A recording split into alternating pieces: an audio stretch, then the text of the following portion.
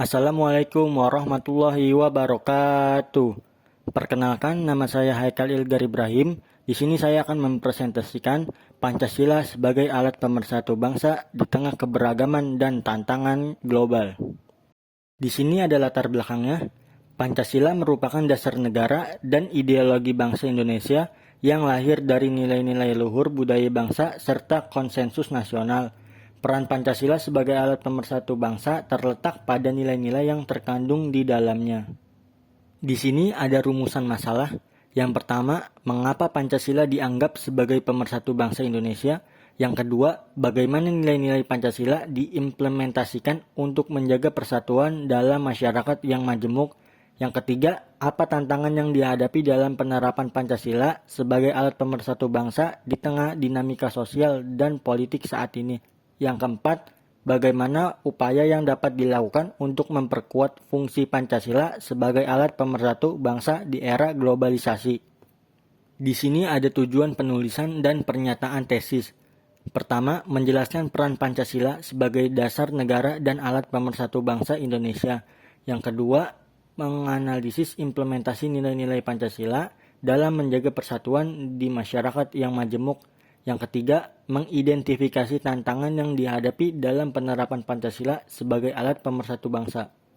Di sini juga ada pernyataan tesis.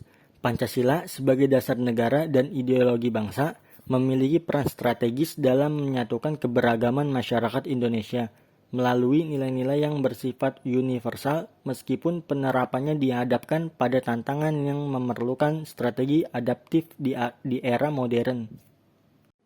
Selanjutnya, di sini ada penjelasan terperinci. Yang pertama, nilai-nilai Pancasila sebagai dasar persatuan. Di sini ada ketuhanan yang Maha Esa mengajarkan penghormatan terhadap perbedaan agama dan keyakinan, sehingga menciptakan toleransi antar umat beragama.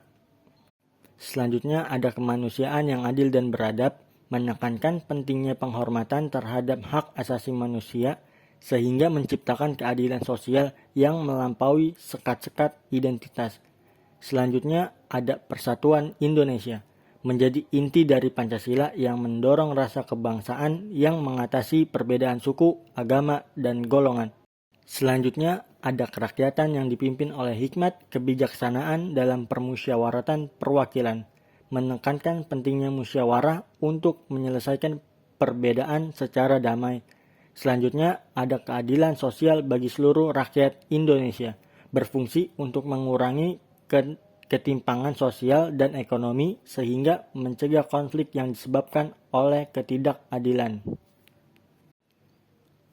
Yang kedua ada implementasi Pancasila dalam kehidupan bangsa. Pancasila diterapkan dalam berbagai aspek kehidupan masyarakat Indonesia. Yang pertama di sini ada pendidikan. Nilai-nilai Pancasila diajarkan dalam kurikulum pendidikan nasional untuk menanamkan kesadaran akan pentingnya persatuan sejak dini.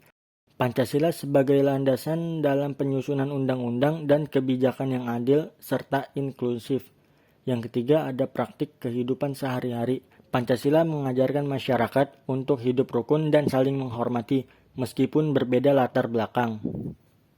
Yang ketiga, di sini ada tantangan Pancasila sebagai alat pemersatu bangsa. Meskipun memiliki nilai-nilai luhur, Pancasila menghadapi tantangan dalam penerapannya. Antara lain, yang pertama ada radikalisme dan intoleransi. Kehadiran kelompok yang menolak keberagaman dan cenderung eksklusif menjadi ancaman bagi persatuan. Yang kedua ada globalisasi. Masuknya budaya asing dapat mempengaruhi generasi muda untuk melupakan nilai-nilai lokal yang terkandung dalam Pancasila. Yang ketiga ada kesenjangan sosial. Ketimpangan ekonomi dapat menimbulkan ketidakpuasan yang mengancam stabilitas sosial. Yang keempat, di sini ada upaya memperkuat fungsi Pancasila. Agar tetap relevan, diperlukan berbagai upaya untuk memperkuat Pancasila sebagai alat pemersatu bangsa.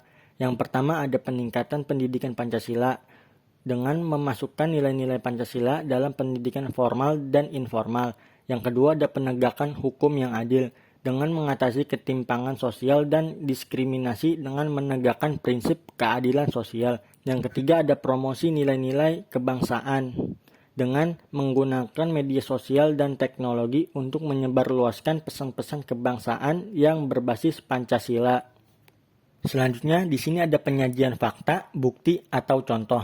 Yang pertama, ada fakta historis. Pancasila dirumuskan dalam sidang BPUPKI pada 29 Mei sampai dengan 1 Juni 1945 sebagai upaya menyatukan keberagaman bangsa Indonesia.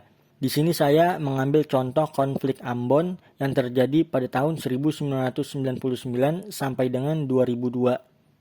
Konflik bernuansa agama ini sempat memecah masyarakat Maluku. Pendekatan berbasis nilai Pancasila seperti musyawarah dan dialog digunakan untuk meredakan ketegangan. Proses rekonsiliasi mengacu pada sila kemanusiaan yang adil dan beradab dan persatuan Indonesia. Yang ketiga, di sini ada contoh implementasi modern. Di sini ada pendidikan Pancasila dengan penerapan kurikulum pendidikan yang mengajarkan Pancasila di sekolah bertujuan untuk membangun toleransi dan nasionalisme sejak dini. Di sini ada kesimpulannya, Pancasila merupakan dasar negara dan ideologi bangsa yang telah terbukti efektif dalam menyatukan keberagaman Indonesia. Nilai-nilai Pancasila seperti toleransi, persatuan, dan keadilan menjadi panduan utama dalam menjaga harmoni sosial. Meskipun menghadapi tantangan seperti radikalisme, globalisasi, dan ketimpangan sosial, Pancasila tetap relevan dengan penguatan pendidikan, penegakan hukum, dan adaptasi terhadap perkembangan zaman. Dengan menerapkan Pancasila secara konsisten, Indonesia dapat terus menjaga persatuan dan menghadapi tantangan masa depan sebagai bangsa yang harmonis dan berkeadilan. Terakhir, di sini ada daftar pustakanya. Sekian presentasi dari saya, semoga apa yang saya sampaikan dapat bermanfaat. Terima kasih. Wassalamualaikum warahmatullahi wabarakatuh.